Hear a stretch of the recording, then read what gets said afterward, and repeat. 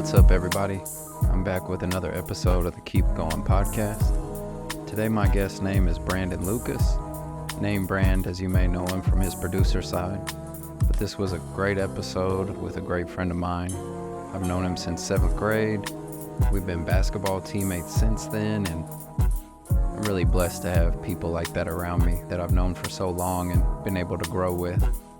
In this episode, we discuss funny stories with each other, the basketball journey with him, from junior high to college to playing pro, and also his journey through music, how, it's always been a passion for him, but there were key points in his life where it really helped him get through things and really propelled him to a new level. Now he's been on multiple artists' songs, as well as producing his own music. He DJs and just does a ton of things in the producer space, and I'm really happy that we were able to talk about his journey, his ups and downs, how he pushed through, and how he's creating a lane for himself now. I hope you all enjoy the episode, and as always, keep going. I appreciate you coming on, Brandon, a lot, so thank you for meeting me, man, and being a part of the journey. It's funny because you're a part of the podcast journey now and from the beginning, since you're literally the one that gave me the intro music. But can't believe we've known each other like 20 plus years. It's pretty insane. I mean, you're sitting on my wall behind you. Look on that bottom left. Sheesh. You see it? That senior? I do. With those horrendous shorts? Oh my God. Talking about the long Jones. It was that's below my calf. I mean, look at mine. Calf. Mine's on the back of my calf too. Bro, look at Colt.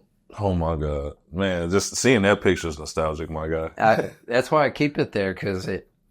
What's crazy is Sid should be a part of that too. I still remember that fateful day. Him and James. James had to work and Sydney got hurt. Man. But it would have been funny to have them along all those journeys. It would have been, man, I always tell myself this. It would have been nice to see James develop, like, with him hooping. Yeah, because I know he had to work. So when it got into working time, he really dove deep into it because he had to provide. Mm-hmm. But, bro, junior high James was you would have, because you know how people get ranked now so much, they would have been like, oh, he's a 4-star or 5-star. Like, because at junior high, he was his handles were and insane. IQ. His handles were, he best passer. He was just as good as a passer as Cody English back then. I could not distinguish who was better back then between James and Cody. And that's a shout out to Cody, because Cody was like Steve Nash to me back then, like the kid Steve Nash, like our version. But James was hot sauce mixed with like Iverson to me. Mm-hmm. James, for whatever reason, was just trying to break your ankles at every point in time. And he knew he wasn't going to get his shot off against a lot of like taller dudes. His passes were just impeccable. You could not steal off of any of his passes at all. He was throwing like the low dimes, the little back doors, over the top, and he would never look where he passed. Never. And I'm talking like, not like the little, like, oh, you look this way and then look back this way and pass it. No, he was looking this way the whole time, and somehow in his peripherals, just, hey, shout out James in the third, man. That's the funny part, is because, like, we have so many stories of life, but our core memories are all basketball. And one of James' highlights, besides his handle, because, I mean, he's the one that taught me how to dribble, so I know his handles are crazy. But his pick and roll game, like, it was so developed in 7th and 8th grade that if he would have wanted to play high school and played college, like, I could have seen him getting paid to hoop, because his pick and roll skills were kind of unreal. Like, in general, he just knew the game. He knew the game. He just knew the game. Mm-hmm. He was a hooper before learning the game. Yeah, that's it. So not only was he a fan, but he just naturally had the hoop gift. Like, he saw the game and it translated like that. So whenever he got out there, it was natural for him. Like, he just knew what to do. He knew, and even just off of like the years of him playing basketball, like up to that point, his IQ, like you said, was just like well above like all of ours. It was definitely above mine. Good under pressure, like, yeah. He's one of those undiscovered, because, like I said, when he got to high school, he was like, no, I'd rather work because it makes me money and I need it. So we understood. Yeah. But the skill set he had was just insane. Like, he could always play with the older guys. He'd always go in with you all in the crunch time. I'm like, this is hilarious. Like, That would have been something. old bold-faced James, just stone cold. Sid would have actually learned how to be a guard. He would have had no choice. That's crazy too, because Sydney, man, like, to be that skilled at getting rebounds and doing hooks and jump hooks and stuff is like a very rewarded skill, and he was top tier at it. Oh yeah, I think him and James were the best at only doing what they could do. Well, no, James was good at. I'm not, and this is not like this. These are our boys. Nothing at all against my guy Sid. This is my guy. Like you know, but James was good at like multiple different things. He was good at handling. Yeah. He was good at layups. He was good at passing. Sid was really good at getting boards and just being a big body, being able to use that to his advantage. He didn't quite have the skill. Like he didn't have like the ability to put the ball in the hoop like a Tilford, like, you know, or like a Richard or something. Like those guys were like able to do that, whereas you had Dylan, who just had the ability to just shoot the hell out the ball, like, and that was what he had. That's what we knew him for. Sid was that guy that when he got in, you knew he was going to get a multitude of rebounds. You knew he was going to get his hand on the ball in some way, shape, or form. He was a hustle guy. Yeah. That's what he was. And he just knew he had a knack for just being around where the ball was at all times. Oh, 100%. That's what Sid was really good at. Sid was really good at just always being in the right spot at the right time.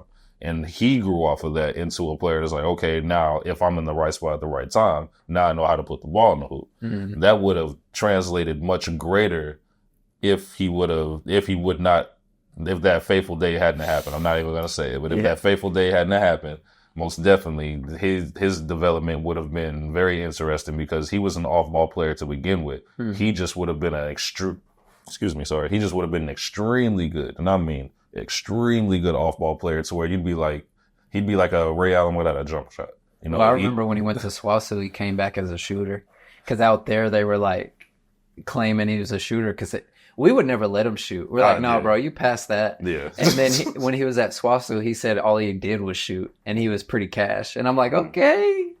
That was back in the time where Sid was steadily in the gym like every day. So I remember Sid was telling me that man was hooping like a good 4 times a week. Yeah. And I'm like, damn. Like, that's like me. it's like slightly less than me. Like, but you're not hooping. It's like, yeah, I just like to hoop. It was, what's it called? Intramurals? He was part of that. He was killing that. Man. He's killing that. Our coach would never let us be a part of that. I wanted to so bad. Well, you can if you're involved, you know. If you play, you probably shouldn't do intramural either, because you hurt yourself over something stupid. That's true, but I mean, you could hurt yourself over something stupid in basketball. Basketball is basketball. Unless I'm out there playing against like 2-year-olds. Like, I was playing against guys my age. Like, it was college. Yeah. So I would know what to do and what not to do. It would be strictly jump shots against, you know, the average teams that, you know, would want to D up or had the ability to do a little something. That's when you would actually hoop. Well, hooping is hooping. Now, I've never believed in the philosophy, my personal self, of saving yourself like for a specific basketball like moment. AAU can simply be looked at as not as important as high school. Nowadays, it is as important as high school. Back then, kind of wasn't, depending on how you look at it. Yeah. You know, some people treated AAU like, it's just pick up ball and go out there. I mean, if that's the case, then we wouldn't be doing that. You know, we would just strictly be doing high school. If high school basketball is more important, pickup is important, 5-on-5 is important, 3-on-3 is important, 2-on-2 is important. All types of basketball that you're playing in any way, shape, or form is important, because it's getting you out there, it's getting you reps. For sure. Something's funny about our time is, it was probably right after our era is when people started getting heavy into the drills. Because in college, I did more drills. I used to come work out with you.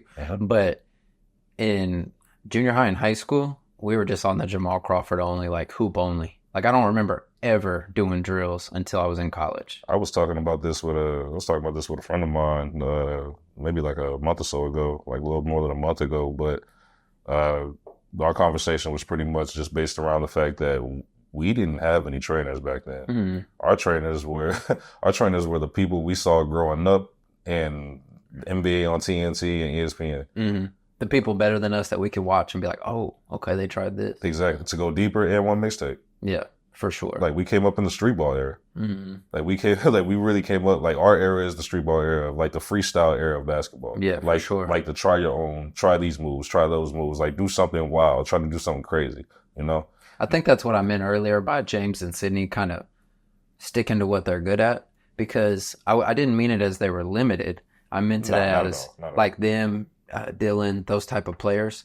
They're like, no, I'm going to do what I'm good at. I'm not about to try no stupid shit. Mm-hmm. But then me and you would be out there like, how many times can I go behind my back? Like, yeah, because Dylan, different stuff. Because the crazy thing is, Dylan could handle the ball, but he was always nervous to handle the ball back when we were kids. He just did what worked. Exactly. He said, I'll go 6 for 6 every night from the 3 and just leave it at that. Exactly. Me, I couldn't shoot to say. I mean, I didn't like shooting jump shots back then. I was strictly like, oh, I'm gonna get a lay on you. Like I'm gonna get an and one. I'm just gonna go to the basket and get these easy buckets. Like that was me. That junior year game you had where you hit a ton of threes at Southmore. I remember you pointing to me, James, at Sydney, and it was like a real moment because like you're gonna look at everybody and show love, but we knew that was a milestone for you to hit so many threes, and you're just like, y'all see this shit? And that like, was in the first. Real. That was in the first half too. I think it's what seven threes in the first half. Like you were really just cashing them, but every time you'd cash them, it'd be an instant head turn straight to us. Like you see that? Like yeah, I'm here, and it's funny because like when you grow up with someone you know their game, and then when they are showing out like that,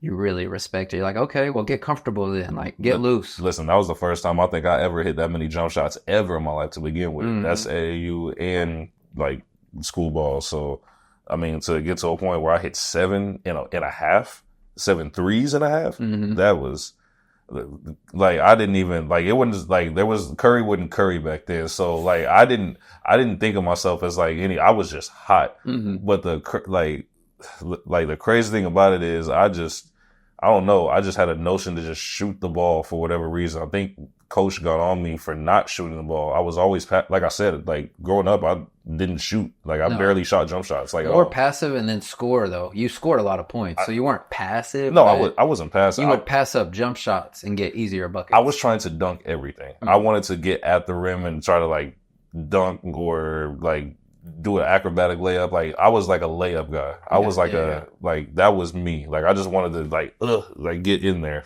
somehow, some way. When was that first dunk? Was it Longfellow or Irving? First in-game dunk in school was Longfellow. Yeah, it was dark ass gym, and I just remember you going down the middle, right to left, 2-hand, and we were like, like, and then you just hung and just dung, and I shouldn't remember that so vividly, but it was your first one. So your boys, me, Tilford, Sydney, James, we're like, that's it. Like, that's it, bro. Like, you got your first one. And then it was dunk everything. That's why Then it was Brink when I brought the whole house down at Brink and they called travel. And that was a loud gym. It was kind of similar to H-Dub where it was like an older style gym. So it just got really rocky in there. Yep. But so that would have been like, against Nathan, Post, Ryan Fields, Dre. It should, it was. It should have been. On? I didn't dunk on anybody, but I came right down the lane. It was off a rebound. I got the rebound. Didn't Tilford throw you the behind the back? No, it wasn't that one. He did that in high school the very next year. But I just simply got the rebound. I passed it to Tilford, and then Tilford took one dribble and passed it back to me. We were running full speed on the fast break of this. We were blowing him out at this point. I remember whenever he passed it back to me, I knew in my mind the whole time I was going to dunk it. Like I wanted to tear the rip because nobody in that gym at that point had seen me dunk other than you guys. You guys were the only ones that had ever seen me dunk like ever. None of those guys at Brink did. And Brink was like that school back then that is like all the good kids like go to Brink. All the good parents, all the uppity kids, like they got money, they got this, like they got all that over there. I wanted to show them like, hey, Highland West, like bunch of ragtag, like what shit, boys, like we here, like we here. I got the ball, like literally, and I didn't even take a dribble at all. Did you travel? Listen, I took the gather step. If I did it past 2018, no travel. Because I did it before 2018 and I did it in the 2000s of all like 07. time. Yeah, it was like 06, 07 type. I was like, man, I was mad. They called travel instantly. I still dunked the hell out of it. And the crazy thing is, the ref dapped me up. I'm like running back down. Was it that cool ref? The bald head ref? Yep. He still refs, and he's my favorite ref. Like, I can't remember his name, so it's fucked up. But if you like, when you see him, you know who I'm talking about. Tall dude. Yeah. He refed me yesterday. Cool. He refed me yesterday at whatchamacallit at the station. The station. He's the coolest ref.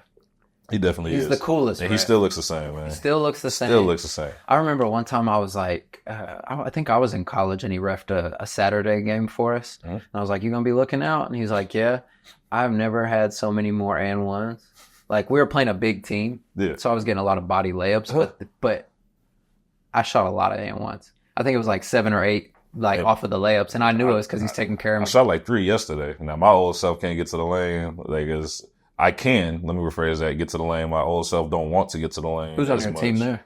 My little brother, his friend, and bro, this one, we got a cold point guard, dog. I don't even know. Younger than us, or man, this is crazy, and like this is your podcast, so stories are like this is my time to tell a wild story. Yesterday. This is just yesterday, yo. Mm-hmm. I'm having this league game with my little brother. And Naymebrand, my little brother's 25, and he's bigger than me and taller than me, so he's really not my little brother. Yeah, big body. Big body. Shout out to Jordan. But Baby J. Baby J. JL. But man, we're playing this team, right? And everything is going pretty average. We're not doing that good. We're down by double figures. We're down at one point by I think 17. Mm-hmm. So there's a point guard on our team, white dude. Kid you not, this dude has a crossover as similar to Iverson as I've ever seen in my life. Okay, he was breaking everyone's ankles on the other team. Yeah, Zach, you would. Bro, you would truly. I'm sorry. I don't want to curse. You can curse. I already said the F word. You did, Zach. You would love this fucking dude and how he played. Yeah. Do we know him? I've never seen him before in my life. Is he younger than us? Older than us? Man, I couldn't tell you that. But here's the thing. But he was nice. But he was nice. Mm-hmm. Breaking people's ankles and everything. From down 17, we come back. We're now in the late mid second half. Okay. Because it's 2:20. Exactly. So we call a timeout, or somebody calls a timeout. I just know we walk back from timeouts, or we walk to the bench from timeouts. Yes, sir. I'm sitting down. I'm asking, gasping for air. I'm old as hell, y'all. Let me tell you, 31, about to be 32. My body feels like it's 51, about to be 52. Yeah, you're tripping. You need to be in your prime. I do. I need to be in my prime. I can still dunk and everything, which is actually it's wild. But nah. What's crazy is I'm sitting there asking for water. Hey, anybody got water? Anybody got water? My little brother said, yeah. He handed me a water. I look at dude next to me, the point guard on our team that's just toasting everybody. That's helped us pretty much bring us back from this lead. I said, dog, hey, keep doing what you're doing out there, dog. For real. He's like, hey, man, I'm just out there having fun. Shit. So you want a shot? I said, and I'm thinking to myself, he has a water bottle. Yeah. I was like, oh, no, I got my own water. He's like, oh, nah, bro, I was talking about an actual shot. I said, huh? So I grabbed the bottle. I grabbed the bottle. I smelled that shit. It is straight tequila. I said, oh, my God. I said, oh, Lord. I remember those people from the church that would do that. They would get a bucket, run to the sideline, sip something out their backpack, throw it back in there. Dog. That man really hooped tipsy the whole game. Some people busting like that. People's ass. That was so wild because we came back and won that game yesterday with the help of that man, and I did not realize it. I was smelling liquor the whole time from that point, simply because I seen him take that. He offered it. I was like, but no, the crazy thing is I talked with him after the game though. I mean, he's a cool dude. Unfortunately, I did forget what his name is. He did tell me that he played a little bit of semi-pro.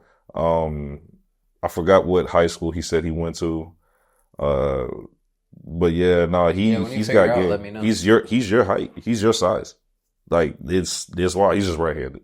He's like a right-handed you. Hey, I don't know about that. No, I'm playing. No, he's probably really good. And right-handers can, they got a nice crossover too. It don't really matter what hand you are. It really don't, but he starts with his left and his crossover is wide. Mm-hmm. So he'll fake this way and the ball be out here. You thinking he's going all the way over there. Boom, he's so low and brings it back down and crosses over. I think that's the difference. People need, I watched something on Kyrie and they were talking about dropping your center of gravity. And that's something you used to do well when you would cross over.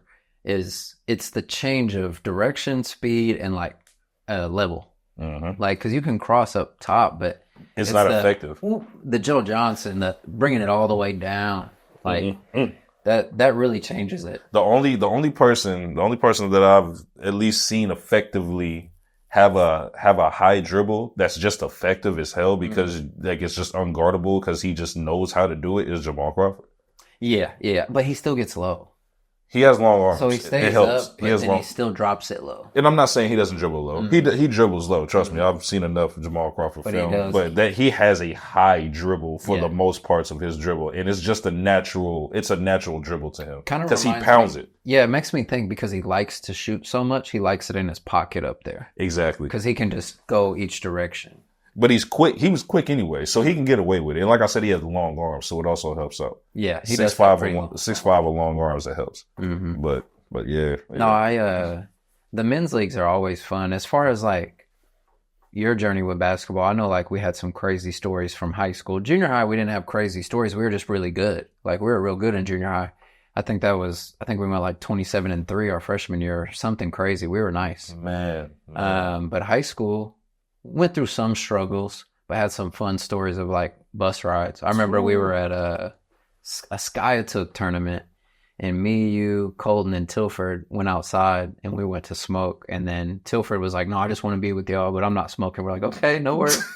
And you hit it, I think, once or twice. You were keeping it low key, I was. But me and Colton were potheads, so we were like, "No." The moment Tilford walked outside, I stopped. Yeah, you're like, "Oh shit, big bro," or not big bro, but like my basketball bro. Yeah, it's like, "Oh, bro, yeah." Yeah, I didn't hit that at all. Are y'all ready? What the fuck?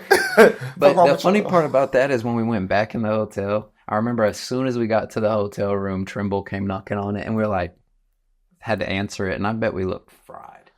Like we had to look fried. I know for a fact I did because I be looking fried now. Like, so imagine what we looked like at 17. And I never smoked like a day in my life then because that was the first time I ever smoked was with you. So it's pretty funny to think of because like that just shows you that Trimble and Lingo were like on our side. And I saw him the other day. Yeah, I took Princeton to lunch, and he walked out.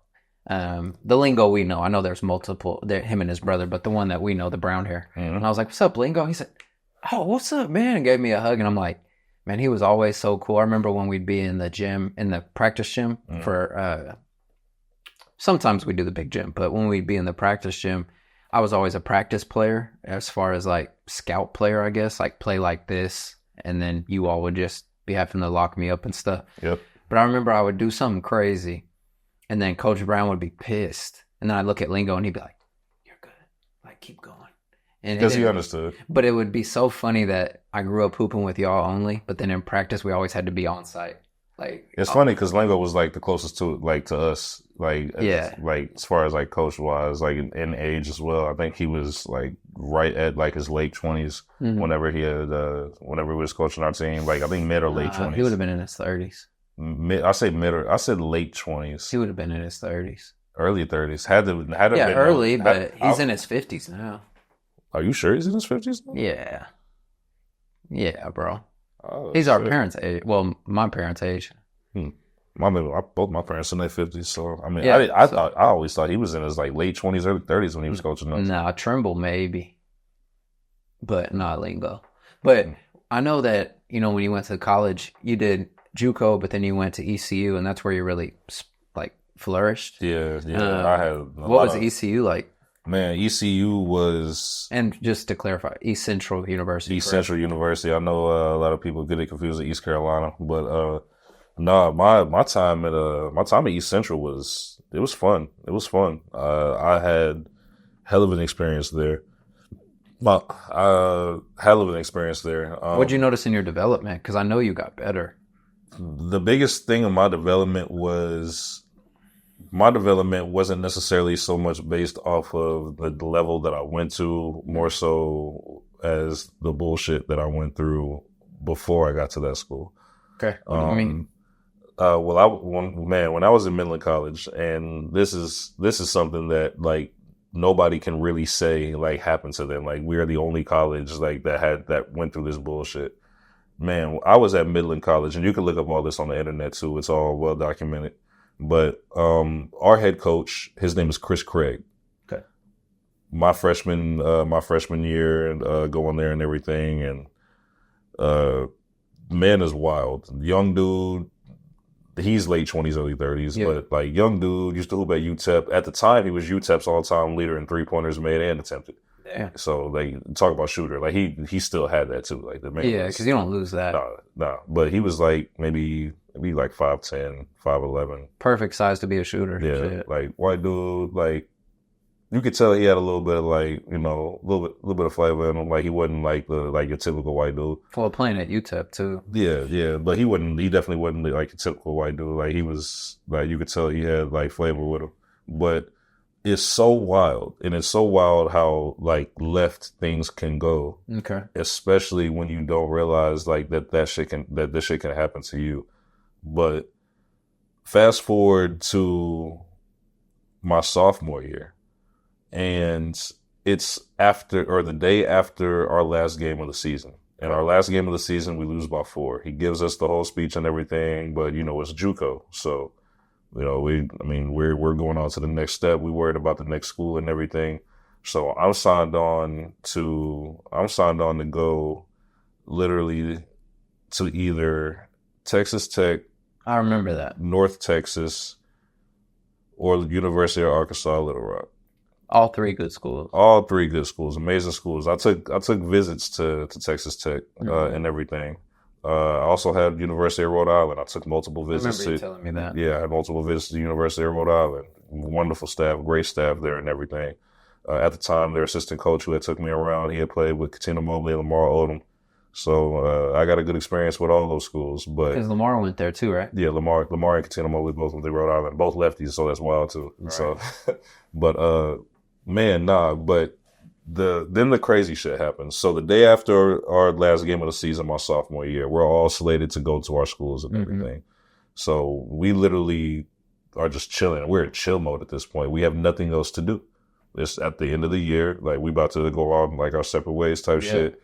Our coach, the morning after, and I'm telling you, this is like maybe 5 a.m., 6 a.m. type work. We are all getting individual calls from our parents. Follow me.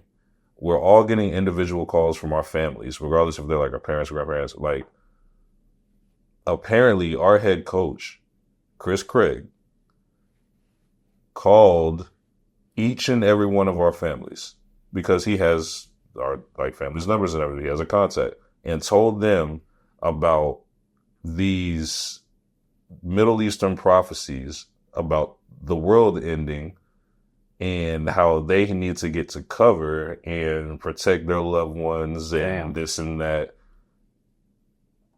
Wild, huh? Like you're looking at me like, what? Like, yeah, no, wild. Yeah, no, I'm not making this up by no means. So we're all weirded out. We're teenagers. We're just like 18, 19 years old. Like I'm 19 at the time thinking to myself, like, I don't know why my mom called. Like, what do you mean? I don't know. Listen, Ma, I'm asleep. Like, but realizing that everybody is now up knocking on everyone's doors, like asking like, hey, bro, like, is your family called? Like now we're all weirded out. Like we're genuinely weirded out. So that's 2013. This is 2013. Yeah, 2013. So we are completely weirded out. Like we don't know what the fuck's going on. Like we don't know if this is a prank or what. It ain't April 1st. Like what's going on here? So we literally like are all up for like hours up until we could talk to our athletic director. We tried to talk to our athletic director. Nothing, nada whatsoever. He's not even on campus. Like apparently he's dealing with the matter off campus, the same matter, but just dealing with it off campus. We didn't know this at the time. So we have to wait until I think about 3 o'clock PM that same day. He comes back with police officers. Like there's like now policemen in our athletic office as we're waiting to hear back from what the hell is going on. Yeah. So now not only do we have the athletic director, now we have police officers, and now the police chief is like about to debrief us on what's going on. This man made several bomb threats to multiple schools around the area But on top of that, and need I mind you, this man has a daughter, had two daughters. One was, I want to say one was like maybe 3 or 4 at the time, and then a newborn daughter. Yeah. This man up out of nowhere, and his family, like he lives with his family, up out of nowhere, flew to the Middle East, ticket and everything, flew himself to the Middle East. And that's when he started making all of these calls and everything. Yeah. So how did that mess you up with going to school? These schools were wondering like, well, we don't know what the hell going on over there in Midland. So what, like, did he call the schools, or they're just seeing it because it's broadcast? They're seeing it because it's broadcasted. So now we're having to deal with media.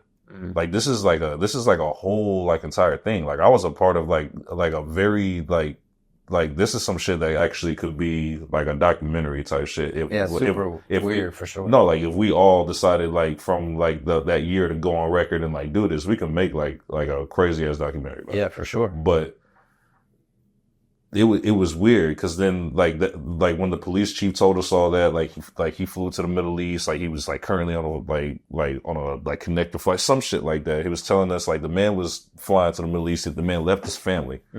Our assistant coach, that man talked with us that day.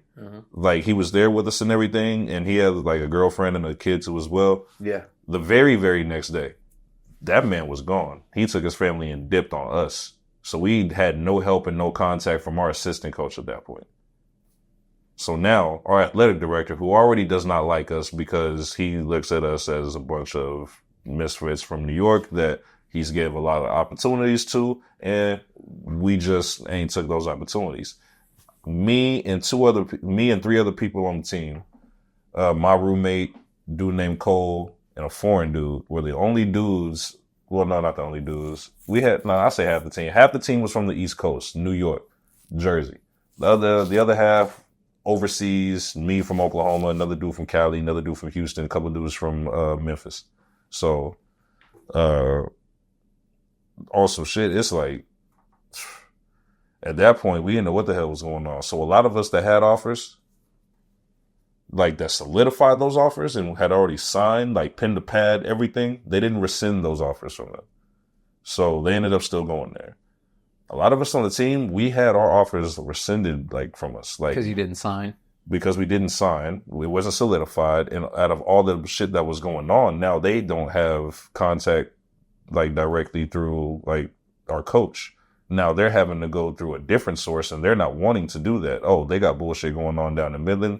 There's thousands of other schools we can get players from. Like, we don't need to deal with this. Like, so you had to come back home and find a school? Yeah, because we're not ranked marquee players, but we were good players. We were good players that were able to conjure ourselves up, like, some offers. Yeah, like, for sure. You know?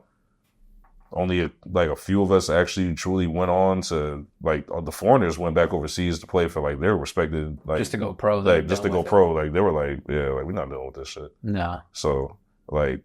My guy Majuk over in Australia. My guy T Bumba over in I think he's in France right now, but he might be playing in a different country. Siobhan actually played in the G League for a little bit too as well. Man, it was, and he's from Jamaica. Tall 7'1" left-handed dude. Sheesh. Tall 7'1" left-handed from Jamaica, big dude that just he should have been in the league. But anyways, So what made you pick ECU? Man, I had no offers. So once those offers got rescinded, because I turned down all the other ones, like to keep those ones like interested in me, then it was like, okay, everything is gone now. I don't have anything. So I spent the whole summer doing an online class. Then obviously the tornado happens literally like in Moore, that big, huge tornado So that shit happens. That tore down Kyle Keelik's house and Dalen's. Oh, no. Dalen was good, but it got Kyle. We just had a lot of debris damage. It missed us by a block again. Missed us by a block. Yeah. Oh, man. So had to go through all of that BS. They end up just voiding the class and kind of like giving me the credit anyways due to that. Like, it was just an unfortunate circumstance. I didn't really have the means to like finish unless I just went somewhere to like, do that shit. And they were understanding. They were very understanding about it. Did you have to go work out there? Or was it like a walk-on or a scholarship? Or? Man, so fast forward from that tornado in May to all the way to August. It is literally the first week like that school is in session. First week school's in session. School's already been in session for a whole week. Come that like the beginning of that second week, I get a call. It's the Coach Havens from East Central. I basically like asking me, like wondering like if I had signed, like, cause he had heard like all the stuff that had happened in Midland. Yeah. He had wondered if I was one of the ones that solidified a scholarship because he wasn't sure or not. He really couldn't get a hold of anybody necessarily down in Midland, but he remembered me because he recruited me a little bit out of high school. Okay. Now his notion was, and he straight up told me this, like just straight up told me, he recruited me in high school, but stopped recruiting me after 2 games because he did not believe I was a Division II player. He thought I was going immediately Division I and then just like going like somewhere like next going level. Like next level from there. Like and he told me a majority of Division II schools had stopped recruiting me because of that. I didn't even know that of myself. I'm thinking I'm like the third option on the team apart from Austin and Silford. So I'm just like, uh-oh. But I mean, you know, I guess I had that. I guess I had a potential, some type of thing. Yeah. But he had told me that, and I was kind of like, well, damn. You know, you're the only team that's called. Like they were the only team that called me that summer. I only signed with them because I was literally this close to joining the military. Yeah. This close to like having to join the military because my dad was. Yeah, he's a veteran. Yeah, my dad was making me at the time, and he thought. Oh my God, he thought I was about to be a lowlife and whatnot. So I was like, man, I'll go ahead and join. Just to stay doing something. Yeah, just to stay doing something because out of all the stuff that I went through, I thought everything was like a loss. I was like, damn, I went through all that, had all what I went through in high school, got all the accolades in high school, went all through what I went through the first 2 years of college to not be in college anymore. So it was a very discouraging thing. And like, like the uniqueness of what happened is kind of like what discouraged me too as well. Cause it's like, who's going to believe what the fuck? Like, oh yeah, my coach, you know, like made bomb threats, flew to the Middle East, abandoned his whole family, called our parents and said the world's about to end. Yeah, that happened in my college, and like our whole staff pretty much abandoned us. So yeah. Like, and then you got 2 years at ECU, right? 3. 3? Yeah. Oh, hell yeah. That's a come up then. It is a come up. Because you develop a lot at the college level. You develop a lot. The crazy thing is that third year was actually a track year. So I did track and field for my third year. You didn't do basketball, just track and field. Just track and field. So I did high jump and long jump, and I did pretty good. It wasn't anywhere near as close as what I did in high school. High school I jumped 6'10", college I only jumped 6'6". But that was also that's after 400 more games. Yeah, that's after like 400 and some more games, and me not necessarily taking track as serious as what I did in high school. All honestly, I did track because it gave me that third year and I could get a scholarship doing it. So, yeah, for sure. That was like a big thing for me. I didn't have to pay for anything like that third year at all. So did you have to try out for any teams when you went pro, or did you just get picked up over there in New Zealand? Man, so I had a girlfriend at the time. Her name is Ashley. Obviously, you know who that is. The mother of my current child. Yes, sir. And she's from New Zealand. So I used to talk and she played on the basketball team too as well. She played on a couple of pro teams, semi-pro teams over in New Zealand. So I used to always talk with her and have conversations with her about what to do, where I wanted to go play pro at and everything. And yeah. She actually graduated a semester before me. So whenever she graduated, she actually flew back to New Zealand to play another professional sport in netball. Yeah. That's the one with no backboard, right? Yeah, which is a very popular sport over there for women. It's a very interesting game. They have a lot of amazing athletes that play it too. It's pretty crazy to watch. It's fun to watch though. It is actually fun to watch. Believe it or not, I've won a many games, but I bet it's better live. That's probably one of those live ones. It's actually extremely cool live. I'm not gonna lie, but it's crazy how sports, random sports. I remember I was in the UK and I was playing pool. This guy was like, "Have you ever heard of Gaelic football?" And I was like, no, what is that? He shows me, and bro, it's a mix of like rugby, soccer, and football. Yeah. It's insane. Like, I'll show you some clips. I'm about to say, that sounds wild. Bro, like, so they can run with it, but they can dribble it once, but then they can kick it, but they can only either kick it or throw it to score. I may be butchering it. Yeah.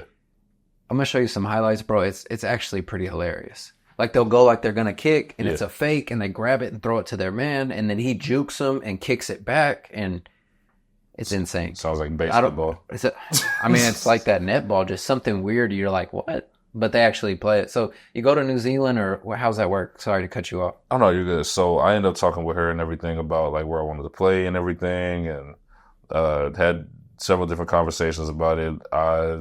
I put in like game film to like several different teams overseas. Mm-hmm. I got a couple of looks from some small teams that were in Europe, but they were like small market. I didn't know how those things like kind of worked. Mm-hmm. I only talked to a couple of agents. I only talked to a couple of coaches at the time. So, I didn't have like a lot of options, like as far as I was concerned. I just had a couple. So I knew like I had something. Yeah. Yeah. And then she actually, whenever she got back from playing netball from, whenever she flew out January all the way, she came back in August. Okay. End of July, beginning of August. I think end of July, I believe she came back. So, very, very end of July, she came back, and then she got pregnant. Mm-hmm. So from there, everything like changed, the dynamic changed. So now instead of me thinking about going to another country to play, now I'm thinking about staying, trying to be as close as possible, to her in the pregnancy. So ended up flying to New Zealand on my birthday that year in 2016, which is wild in itself. Yeah. So October, right? Yeah. So I get there, and like from the time of me being there, I'm just out there in the gym with different coaches out there, just getting myself like actual live workouts like with them. Yeah. And then that's how I ended up kind of making my name like for myself out there and getting that first contract. Because they're like, oh, well, yeah, he's a pro. Like, I know those team names can be crazy. What was your team name for the first one? The first one, the Manawatu Jets. There you go. Oh, yeah. I got the shorts. Palmerston North. Yeah, I got the shorts. Yeah. It's so funny when your homie gives you, like, because I didn't play pro, but when you get some pro shorts from the homie, like, it's a step. It's like a nice step. Like, I remember you gave me something, T. Jones gave me something, and I think my friend Eric Frederick gave me something, and I'm just like, no, this is... Shout out T. Jones, too, man. Shout out T. Jones. He's doing this thing currently over there. Oh, my God. I think he's somewhere else now. I thought it was still Mexico. He might still be Mexico. I think it's bigger league too. That man, he's been showing up. That man is a monster over there. Shout out to you, T. Jones. Hey, chill out. But for real, long live Nick Dub. Long live Nick Dub.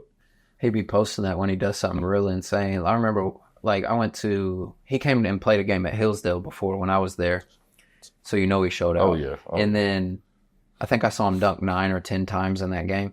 And then I went and watched him play in Lakeston in his type of environment, because he's more of like a hood hooper with skills. So when it's like intense environment, he shows out even more. He went retarded in Lakeston. Like, I think maybe he dunked 15 times. Like, it was insane. And that was before he started hitting like side steps and step backs and stuff. That's when it was dunk only. So it was really fun to watch him and then like kind of see how we're all connected, because he grew up with Nick and Nico. Yeah. And like, I never knew that.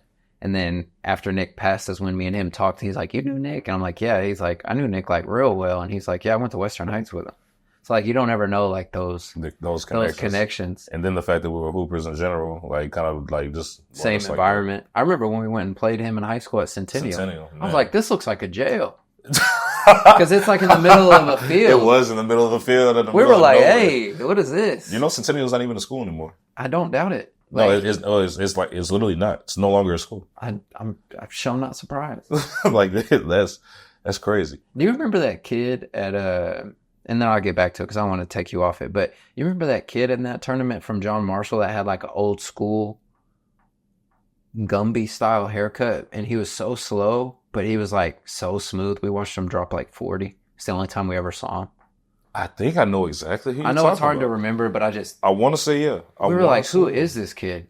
He was the slowest hooper I've ever seen that was But he was getting buckets. And then he never changed his face. But anyways, bro, so New Zealand, when you started playing, how many years did you get to play pro? So I got to play pro a total of 3 years. That's a huge accomplishment. And I was signed on for a fourth as well.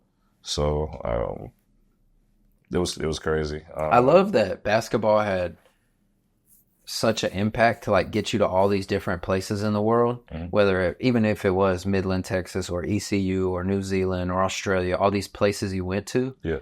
And then like to know you still play, and it's just crazy that those things can be ingrained in you for life. And then I know music wise, that's always been a popular thing with you is like listening to music. And then you got into making beats. I remember we were going to my mom's wedding and I stayed the night at your place in Ada and you were like 4 a.m. trying to have me listen to beats. I was like, no, he's passionate, you know?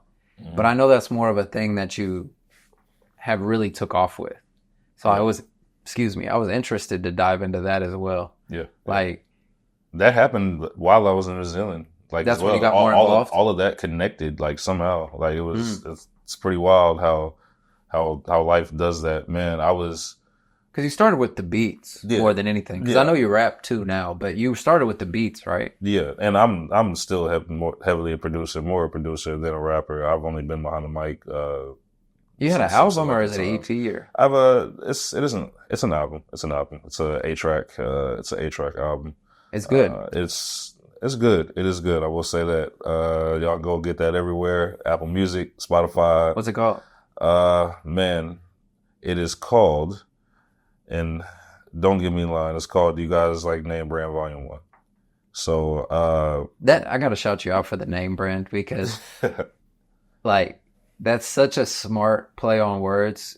For the Naymebrand, it makes me think of like American Gangster, like Naymebrand, like Pepsi. But then it's my name's Brandon. So it's hard to me. I think that's pretty dope. It's like, it's a brand name. It's like Pepsi. Like it's the logo. Yeah. And then to be Brandon, I'm like, because you would think I would know that when I first heard it. But when I first heard it, I just thought of it being cool. Yeah. And I was like, oh shit, duh. So whenever I had that intermission when I came back here in America and everything. Yeah. R.I.P. Nick Hammond as well. Like as I go through that. But fast forward from my time like being spent here, like showing you like my son and everything, and then I go back to New Zealand. Now, granted, this is now me and Ashley are no longer together, but I have another season to play.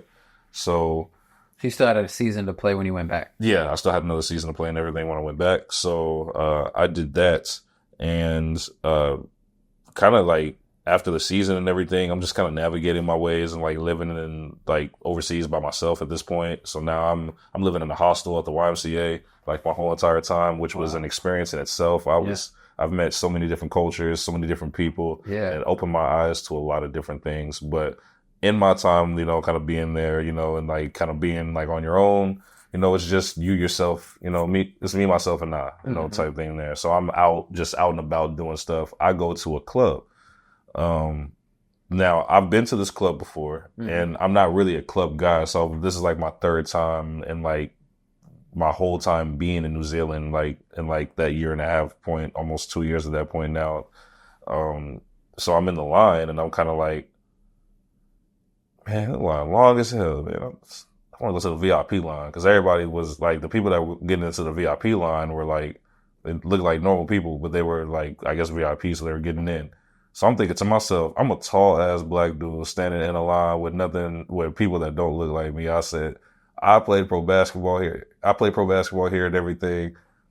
I'm gonna try this shit out. So the next batch of people that like came, I just kind of like stood behind them. A couple of the dudes in the back look at me and it's like, oh, what's good, bro? Oh, I'm sitting here like, what's good? It's like, oh, where you from? It's like, oh, I'm from America. I play basketball here and everything. I play pro. It's like, oh, okay, cool. Shit. I guess we'll see you inside then. I was like, all right, cool, bet. So chilling in the line. Obviously, we get all the way to the front. Bouncer asks who I am. I kid you not. I was about to say that I played pro basketball, and this is funny as hell. I was about to say that I played pro basketball in New Zealand, played for the Model 2 Jets, Southland Sharks. That was I was in between seasons type shit. Like I wasn't going to do anything or use anything spectacular. The dudes that I talked to in the line came, they didn't go all the way in. They're like, hey, he's with us. He's a pro basketball player from America. It's like, he's with us. It's like, bet, just let me through. And I was like, damn, okay. Yeah. Granted, I didn't know those guys maybe longer than 57 seconds. Yeah. So For sure. going there, they have a whole VIP section. Mm-hmm. It's all those people that were in line. But other than the other people that I saw that were going through the VIP line, these people seemed like they were VIP because they had the section right behind the DJ booth. Okay. Thinking, okay, this is the coolest thing in the world now, because now I'm chilling with a whole bunch of people that I don't even know what type of status they are, but I didn't care. Yeah. I was sitting there just greeting myself with, hey, when does Brandon play basketball? Hey, my name is Brandon, I got a basketball game on. type shit. So I'm just there having fun, being myself, like meeting people. Little did I know, everybody that I was meeting in that VIP section were famous musical artists in New Zealand. Okay. One of the people that was in the VIP was a fellow black guy, just as athletic as me, bald-headed guy. Said he was a fighter. Said his name was Izzy. I didn't pay any mind to it. Little did I know, that was Izzy Adesanya. Yeah. So, and that's crazy. Like, chill. I remember you telling me that. That's so wild. Yeah, chill, dude. And I mean, like, chill. I had so many conversations with him, like, when I was, like, back there, like back in that VIP section, and he was just seemed like so chill. I didn't even think he was a famous dude. I promise you. And I'm not saying that. And that's a little before he took off, too, because that's like 2015. No, that's not 2015. That was 20. Oh, that's like 2018. That's like 19. So, yeah, he was already growing. Yeah, so that was 18, 19, yeah. That's pretty cool. Well, he was probably happy to see a fellow, too. Man. So he probably was. And then, like, the fact that I played pro, he probably was like, oh, cool. Because he didn't even mention that he was, like, MMA or anything. He was just like, oh, yeah, I'm a fighter. I was like, oh, cool. Shit, do your thing, shit. But little did I know, he was the one that had the section. He was the one that had all the bottle service. He's the one that literally had all the girls come into the thing. Didn't even notice he was the man. I didn't notice he was the one pulling all the strings because he didn't act like it. He literally acted like he was just one of the regular people, like, in the club. That's pretty cool. Cool as fuck, but everybody in that section did. His friend, Izzy's friend, his name is Sonny. I'm connecting with him. He says he's a music producer. So I was like, hey, I make beats and everything too. That's cool. So he's like, oh, you make beats? You're a producer too? I was like, no, I hoop, but yeah, I make beats and everything. It's like, oh, shit, I love to hear some. I don't hear too many people from America that, produce and everything. So I was like, all right, cool. Next thing I know, gets to the end of the club, we go back to their studio because they all want to go back to the studio. So I was like, damn, I'm going back to the studio in New Zealand. I ain't never been no studio. I get there. It is his apartment. Okay. But he has a nice ass apartment in downtown that oversees the fucking big ass buildings along with the ocean. Yeah. So I was like, God damn, this shit is fucking nice. Yeah. It's crazy what type of rooms you can get into when you just like are trying to be yourself and just kind of roll with it. Yeah. You'll be surprised what you can roll into. So surprised. So I get there and he has like a cool ass, like a nice ass setup in his apartment complex. And I'm sitting here like, damn, he uses FL. This is cool as fuck. So he's showing off his music and everything. And I'm sitting here in awe like, God damn, this man. Damn, you could produce for anybody on the West Coast with these beats. I'm sitting here like, and he got the voice, like, he's like, thing, like the little talk box that he has too as well. He be doing all that. Little did I know, his name is Next Waves, producer for 10 Summers, which is Mustard's label. Damn. So I'm chilling with DJ Mustard's signed producer, and he didn't even mention anything about it because he's just like, oh, I make beats, I produce. Like, so he was just like a regular dude up until like I hear that. And I'm like, what the fuck? That's why this nigga sound like this. Like, and he proved that shit too with all the phone calls and all the FaceTimes and all the DMs and all the actual text messages that he's had with all these artists, all the way from Eric Bellinger to Hit Boy to Dom Kennedy to fucking Mustard himself. Yeah. Like, I was like, fuck, I'm in the presence of greatness here. Yeah. Like, I was in awe. Yeah, like, for sure. At the time, like I told him I was staying in a hostel and everything. He's like, damn, isn't that expensive? I was like, yeah, but I got like a little coaching job. I keep some pocket change on me until my next season, which my next season wasn't until the very next year. So I was sitting here like, he like a genuine dude. He was like, hey man, hey, stay with me, man. You use FL and everything, bro. I'll show you some stuff.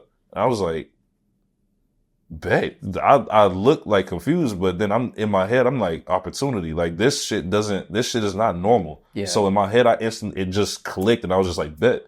So I stayed with him for like a 2-week period doing nothing but making beats and chilling with his manager, him. Kind of learning Like, more kind of of like, learning not just like the music side of beats, but like the actual industry side as well. Yeah. The shit is wild. I learned so much off of him using FL that once I started like getting back to staying at the hostel and, making my own shit, my shit was just night and day. Improving. I didn't even notice it. I didn't notice it at all. I just went back to making beats, because I really liked it. But now it was like, oh, okay, I'm making beats now because I feel like I can do what he does. Like, I can get paid like that, man, making beats. Like, I've proved to him like I'm just as good as him. We've made beats together. We made beats. I've made beats right in front of him. He's made beats in front of me. He's gave me my flowers. So shit, if a 10 summers producer can give me my flowers, shit, I know for a fact I can do this. So let me take this a little serious. Yeah. I didn't even know how I was even progressing, to be honest. Yeah. I get connected with another artist in New Zealand and he's not even a New Zealand artist. He was just from America. Black dude by the name of T. Bailey. Shout out to T. Bailey. He's from Chicago. Man, he was fucking with my beats as well. Mm. So I'm going to his studio. Or he doesn't have a studio. He has his engineer, had a studio that was out there. And we were going to his studio. Okay. I'm sitting there making beats for him and everything now. He's even hopped on a couple of my beats. Now I have a co-sign from a Chicago rapper, which he was the first rapper to ever like have faith in me and be like, hey, I actually like your shit. Like I want to do some shit with you. He introduced me to an artist out there by the name of Reza Beza. He has like, I think he has plaques out there. That man got like actual like awards out there. Yeah. I got put in his music video featuring T. Bailey. I just helped like produce a little bit on it. I didn't really do too much on the track, but shit, I'm in the music video. Your foot in your door. I got my foot in the door and everything. So now I'm like, damn, this is really what it is. Mm-hmm. Like I can do this shit. Now this is in between, Naymebrand again, this is in between me having my seasons. So even though like I'm doing like coaching and training on the side, like for money and everything, like now I'm like, this is like now something that I'm doing like a major like amount of time now because I've never had this ample amount of time to actually like focus on something like this. Yeah, and actually be passionate. Exactly. So it's not that I didn't forego basketball at all. I was still waking up, like walking to the gym, doing my workouts like twice a day type shit. I was still doing that. But you had something that was kind of more important at the time, a little bit. Not even more important. I just had something that I was like fitting into that. So I would wake up in the mornings, work out, do my little like weights and do my little like shooting and drills and everything. That would take about like 2.5 hours. Get done with that. I'll be making beats and just doing whatever from like 11 a.m., 10 a.m., depending on how early I wake up, because I wake up early to do it. It'd be like 10, 11 a.m. all the way to like 6, 7. Then when I go back to the gym, go just do a little bit more drills and everything. Get done within like an hour and a half type shit. Come back. It'll be about 8:39 for the rest of the day. From there, now I'm back to making beats. So now I'm making beats more hours than, that I'm in the gym and everything while still consistently putting in time in the gym. So now I got 2 focuses now, and it was new to me, So now I'm doing the best I can and trying to like navigate, 2 passions at the same exact time. Signed with my 3rd team, go to Australia and everything, pack my stuff up, move to Australia, and living in Australia now on my own, doing the same things, coaching, training. Now I'm in my other season. So playing the preseason games and everything, I'm still doing beats and everything. Now I don't have the same, I still have the connections. I'm contacting like people all the way from like Auckland and everything, as I'm now Gladstone. Sorry, I was about to say Gold Coast. I was in Gladstone at this point. A dude by the name of Lil Cobain. I remember that. Yeah, he was doing a show in New Zealand. So I remember right before I left to even go to Australia, like a week before I like even went to Australia, that like I had connected with Lil Cobain, oddly enough, through a trip that me and my ex Ashley had took to California back in 2015. That's wild in itself. Mm. That literally alone is wild in itself, if you understand. Me and Ashley ran into them on the plane going from here to, or from Texas actually, to Los Angeles.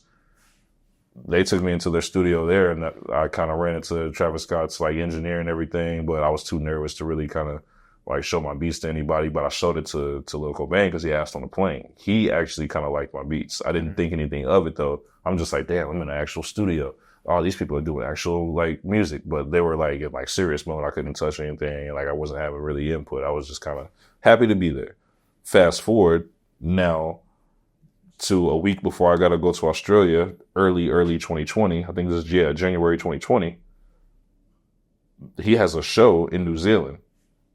Randomly enough, I hit him up after I haven't like even like heard from him in a couple of years. He's like, yeah, bro, yeah, come through to the show and everything. Like, I'll get you backstage, we'll talk and everything. I thought it was like, I'm not gonna lie, I thought it was like, it's probably not gonna happen type shit. I get there, dude's like, hey, what's good? Like, same dude that I've met like before, just more tattoos, grew his hair out a little longer, but genuine dude, brought me backstage, sat me down, spoke nothing but just life. Not even really music, but spoke just about life in general. Like, one of the most like stand-up guys that I've met, at least industry-wise. Mm-hmm. So, shout out to Lil Cobain for giving me that experience, and you didn't even have to. You gave me a lot of good words, at least as far as the industry is concerned too, as well. So I appreciate you for that as well. But yeah, he ended up doing a track for me, like while we were out in New Zealand, right before I go off to Australia. I still have that track. Mm-hmm. So, which is going to be released pretty soon too as well. I'm also going to announce that. I'm doing a little bit of promotion here too, y'all, so I do apologize. No. I'm not used to this version of me. So let's roll into what you do now. But yeah, so now I'm just like because by the time I got to Australia, COVID and everything happened, as you know. Mm-hmm. Going into the season, barely started, COVID happened, boom, everything shuts down. I fly back to America now. Yeah. So now I am in a limbo mode where it's like, okay, I don't have basketball anymore. I got a regular job. I'm back living with the parents now. Mm-hmm. It's like, what do I do? Producing was the one thing that I just remembered that was like steady, consistent when I was over there. So it was like, well, while I'm in quarantine over here, I might as well just freshen up on my skills. Yep. Just do that every day. Yep. Every single day I was producing. Yeah. I was making beats every single day during quarantine. Actually, the whole entire year of 2020, I did beats every single day, multiple beats. So by the time at least you had something to stay locked into it. Exactly. So by the time it got to 2021, I started showing my beats off to more artists. And another artist by the name of Dom Sess in New York, he got interested after I was sending beats to him. Very, very good artist, about to break through as well. He has a very, very, very, very highly rated album that is out that I produced a couple tracks on as well. That's so dope. So that it kind of went from there. Whenever he gave me the validation, shout out to you, Mr. Sess. But when he gave me that validation, I said, yeah, I'm going full fledged with this. So by the time it got to 2022, I was like, yeah, I'm gonna try to make this like my main thing. You started taking it more serious. Exactly. I didn't know who the hell to talk to or who the hell like to go through about any of it. But early 2023. By the time it got to early 2023, our old friend Ricky, he was in California living for a little bit. He had came back to Oklahoma. I was going through a little rough patches, if you remember, in that time. And, I had kind of lost a little bit of direction of myself. It happens at times. You gave me some really good words, and you gave me actually a really good book to read as well. So I do appreciate that too. What was the book? I'm not even going to lie to you. I only literally read that book when you told me to read it, and I returned it. I wonder which one it was. I think it was yellow. Had a yellowish kind of. Was it the negotiation book? No. It was like a positivity type book. I'll have to remember. Sorry, I didn't want to make you lie. I just can't remember which book. I can't remember which one. I'm trying to think. But we talk so much, so there could be so many that we've talked about. We did. And then, man, I was truly going through a rough time at that point too. That was the reason why you gave me that book suggestion. So, well, yeah, the only one that's going to pull you out is you. You can't just dwell. Exactly. And that was, and we were just talking about it in the backyard. That was you being real with me because you are one of the, one of those friends. It's like, you don't sugarcoat shit. So almost sometimes too bad. Exactly. Like where I'm like, oh damn, I was tripping or being rude. Like it just comes from passion. But even I have to work on my delivery with that. Man, even so, I've been so used to it over the years, but I do appreciate you for that. But while I was going through that time, Ricky came back from California. Okay. He had hit me up because he thought I was in an old situation that he remembers me in. He was like, "Hey, you still fucking around with so-and-so?" And I was like, "Oh, no, I'm not. I'm going through all this kind of," I told him kind of what I was going through, and I'm not gonna lie, you know how Ricky is. Like, Ricky ain't never been like an emotional type dude whatsoever. So he was like, "Damn. Hey, bro. Hey, say, bro, fuck all that shit. This is what we're gonna do, bro. Hey, just come to the studio with me. We're gonna have bitches, bottles. I'm gonna make some tracks. We're gonna do all this shit." And I'm sitting here thinking to myself, damn, Ricky about to go this motherfucker acting an ass. But it's gonna get my mind off the bullshit that, I was going through. So I was like, man, fuck it, I'll go through. So I go through. Lo and behold, he does have a bottle. There were no bitches. Shout out to Ricky. No, I'm joking. Nah. There was a couple there, but it wasn't even about that. It was a actual nice ass studio, nice ass, like padded everything, soundproof floors, had the whole setup. I'm thinking to myself, damn, I ain't never been in a studio like this before, like ever in my life. So all my shit's been on laptop. So like to see actual computers and actual boards and everything, like that's like, it was clean. Yeah. So, like Rick was like serious about his thing and was really in there, like not just talking like music and everything, but talking business, like with like the engineering and all that. And I'm sitting here and all like, damn, it's a different Ricky from what I remember. Yeah. And Rick sat down with me and literally like kind of gave me like the bro to bro like you gave me, but kind of in Ricky's way. He gave me that, hey dog, hey, I just noticed you like been sad and shit, bro. Get up out that shit, dog. Like that, bro, that's just not gonna carry you. Bro, your beats are nice. And he was like, hey, what was that one beat that you played me before we came here? And there was a beat that I literally made right before he picked me up. I just made it in like 10 minutes. Swear to God. I chopped a sample. I think it was like 8 separate chops, 8 or 10 separate chops. And literally just kind of laced it, did all that, put a tag on it, boom, mixed it, bounced it to my phone. He liked that beat. So I was like, yeah, sure. He gets the beat and literally in like a 10, 15 minute span, he got a whole song done to it with another artist. Wow. And I was like, damn, that shit sounded fire. Shout out Ricky B. The song is called Genie. But with that being said, it was a thing where it's like, so this dude really like kind of took me in and gave me all these words, used one of my beats, was genuine with me, was like, hey man, like I'm actually going to do something with these beats instead of, like a lot of the artists that I've dealt with before, like, hey, we get these beats, don't do anything well.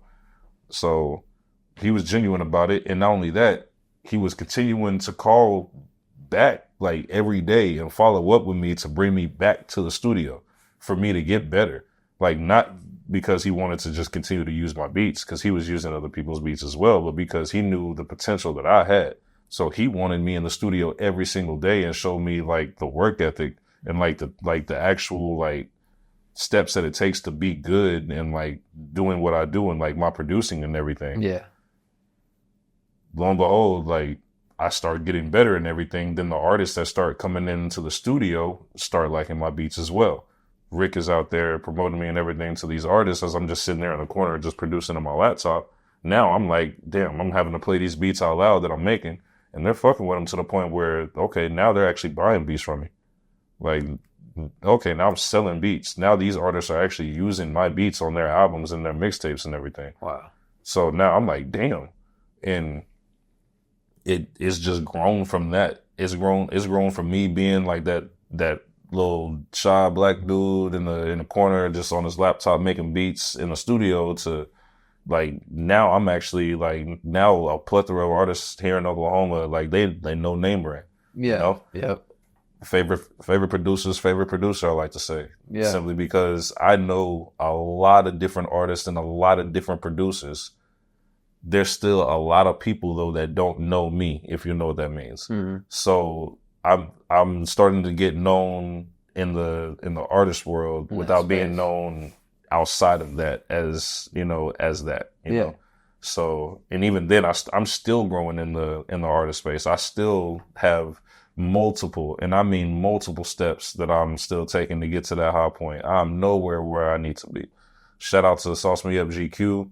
He's somewhat, in a way, kind of taking me under, not necessarily under his wing, but kind of like been like that guy that's giving me pointers like on the side and been like, hey dog, like this is nice, but like, you know, if try with the whoop, try that type shit, it's gonna be cool. And he's even been the one to, you know, be like, hey yo dog, hey, I like that. Let me go ahead and hop on that, you know? And this is a dude that got plaques. He got multiple golds, you know, like for his productions and everything. And he's a dope artist as well. So like to get, you know, not just the criticism now, but now to get the validation from people that I know are better than me, but see me like on their level now. It's that's like an amazing feeling. That made me feel like, you know, I was on the court all over again. So now I've been treating this whole entire music thing with me being a producer and me now stepping into a little bit of uncharted territory, being an artist. It's brought me back to like my roots of basketball, where it's like every single day got to be in the gym. We put in that work and you get something out of it. That's something me and you have always fueled ourselves on. Yeah. Like you don't have to get the results right then, but when you see it building up, it means a lot. Mm-hmm. And something I'm big on, and we talked about it, that I can be brutally honest with like my friends because I care so much. But something I always like to do, especially in these conversations, is give flowers as well. And it makes me happy to know that you were able to take a passion and propel yourself to a new level, because I remember like the struggles you had in junior high, or the battles you had in high school, or when it got tough in college, or when it got tough with you and your relationship and that had to separate, and then you went through a real dark patch, but then you find something that pulls you through, and it reiterates kind of the message that I'm even doing with this podcast, is keep going, because you don't know what you're capable of until you really dig deep and just keep going, because you don't realize all the accomplishments. Like 2 years ago, if you would have just sulked and sulked and sulked and sulked, you'd still be there or worse. Mm-hmm. But you had some good friends that were around you, but you also had a good heart that wanted to make you be better. And now you're in a way healthier space. So I do like to give your flowers for that, because even though everyone's lane is different, you found one that makes sense for you. It's given you a lot of purpose, and it's made you genuinely happy, and it's only the beginning, and it's getting consistent and consistent and consistent, that I'm proud to know that you're wanting more, because we're getting older. We're in the prime of our life too. It's not just like we're too young or too old. We're at a good age. Like I don't consider myself old, but we're at an age where you have to make decisions for yourself and live with the results. And you're at a point now, which you may not have been a few years ago, to where you're okay with making those decisions and continuing to push. So it's really cool to me to see you happier, because that means a lot to me. So like I said, I always give people their flowers, so I wanted to make sure and do that. And then something I like to wrap up with, and I haven't always done this, but in the last few episodes, it's made a lot of sense, is I'm usually the one asking the questions. Mm-hmm. So I like to open it up to you before we close it up. Like if there's anything you wanted to talk about that I didn't, or if there's, you know, questions you have for me or something that you just needed for me. Man, asking the inverse question. I always like to open it up. I really don't have anything off the top of my head. I guess. Okay. I guess. If you don't, you don't. Okay. I guess. Here's one question, because you're getting all excited. Nah, because Sid be pissing me off with this shit, and he do this shit just to get under my skin every single time. So, growing up, and this is a genuine question too. This is a genuine question. Okay. Growing up, all the way from when you seen us play, from junior high all the way through high school. Shit. I already know that thing. What's up? Who, in your opinion, was the better player? Me or Tilford? Shout out to my brother Tilford. I'm biased. So let me start with that. And I'm not giving you a politically correct answer. It's just too separate to me. Even though you have the build of a high-level player and you had the skills of a high-level player with the drop steps, the post-ups, the turnarounds, like you had that pro game at a young age, I'm going to gravitate to the left-handed street baller just because that's how I am. But I really do see you all in different lanes. To me, it wasn't, and I'm being brutally honest, to me, it wasn't ever who was better. Mm-hmm. I just liked you all for different things. So on your side, like I said, the polished game, the fundamentals were so solid. You would have a ball, drop step, pump fake, up and under, reverse, just solid, 20 a game, 20 and 10. Like, I can't say you're not amazing for that. Like, I remember throwing you a oop in pickup in the summer in high school, and I threw it from the other free throw line, and you caught it and dunked it. Like, that's not normal. So as far as who's better, I really don't have an answer. But as far as whose game, I just see him differently. So Tilford, it was more of a street ball, and he was left-handed. So I gravitate to that because that's my style of play. I remember him going behind the back and the dude sliding into the scores table. Then I also remember when you broke your wrist and he had a triple-double at Moore off of steals. Yep. It was like however many points. He had, I think, I want to say 11 steals maybe. 38 points that game. 30, like close to 40. It was close to 40. Like 10 or 11 steals. Yes. No, it was like 11 or 12. Because he was picking people. But no, I know Sydney been giving you shit. And me and him talk about it too. So I want to be honest. Like, we always talk about who had what. I think that I leaned more towards Tilford in certain situations, and then in certain situations you. So if it was a pick and roll smart bucket, I may go with you. Or if it's catch you in your mid-range area where you can just jab step, phone booth, and score, yeah, I'm gravitate towards you. If it's 3-2-1, I might toss it to Tilford because he's going to yank back and pull. Right. So I knew you were going to ask that as soon as you started saying it. But something me and Tilford have, and I hope he listens to this, is like we'll randomly text, and all we text is left side. Like, strong side, left side, strong side. So that's my boy. But I will say this, just wrapping up, that I'm blessed that we grew up in that ecosystem of H-Dub and grew like playing basketball together, because even though we didn't get a lot of time on the like playtime court together, we played a lot together. We played a lot, and every time I do get on the court with you, whether it's in a men's league or us just playing pickup with the boys, it's my funnest times. Like if I'm playing with you, if I'm playing with Tilford, if I'm playing with James, those are my favorite. And I respect you and Tilford so much that I have like one highlight a piece on y'all that I'll bring up just to make you laugh. So in high school, I remember you sat down, you slapped the floor, and I was like, all right.